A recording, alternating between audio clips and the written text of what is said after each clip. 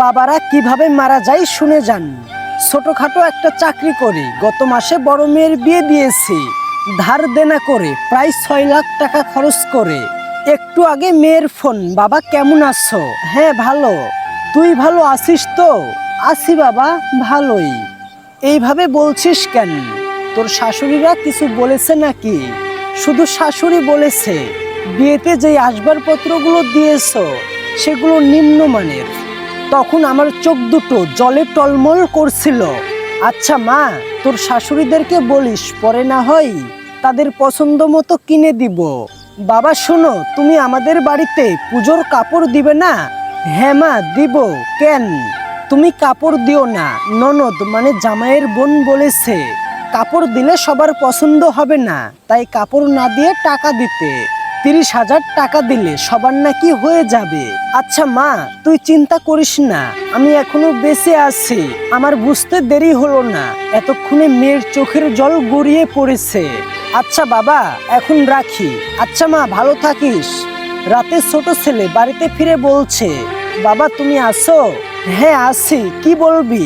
আমার একটা ল্যাপটপ কিনতে হবে। আমার টিউশনের কিছু টাকা আছে, তুমি 50,000 টাকা দিলেই হবে। আচ্ছা দেখছি, খেয়ে ঘুমিয়ে পড়। না বাবা, লেট হলে এক্সাম দিতে পারবো না। এখানেই শেষ না, নিজের বাড়িতে পুজোর জামা কাপড় কিনতে আরো 15 থেকে 20,000 টাকা লাগবে। আরো রয়েছে মেয়ের বাড়িতে বিভিন্ন আয়োজনে অনেক জিনিসপত্র দেওয়া। এইসব চিন্তা করতে করতে না খেয়েই ঘুমিয়ে পড়েছি। স্ত্রী অনেক কিছু জিজ্ঞাসা করেছিল, কিছু না বলেই শুয়ে পড়েছি। মাথায় একটা জিনিস কাজ করছে, টাকা টাকা আর মেয়ের শোক। এভাবেই রাত 12টাতে হঠাৎ করে বুকের ব্যথাটা বেড়ে গেছে। ধীরে ধীরে আমি দুর্বল হয়ে পড়ছি। আমার হাত পা গুলো অকেজো হয়ে যাচ্ছে। আমার সারা জীবনের অনেক স্বপ্ন অকেজো রয়ে গেছে। সেই চিন্তাগুলো এখন আমার পিছু ছাড়ে না।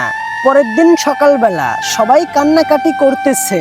আমার ছোট মেয়ে আর আমার স্ত্রী সব থেকে বেশি কাঁদছে। শুনলাম বড় মেয়ে আমার অসুস্থতার খবর পেয়ে ইতিমধ্যেই চলে এসেছে।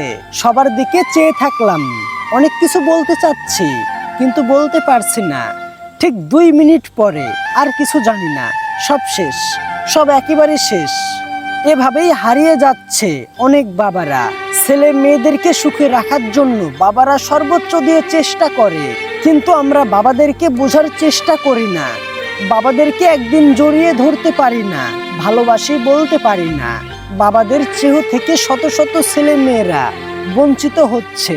অনেকে হয়তো এখনো জানে না তাদের বাবা কি করে মরল, তাদের বাবার মৃত্যুর রহস্য কি।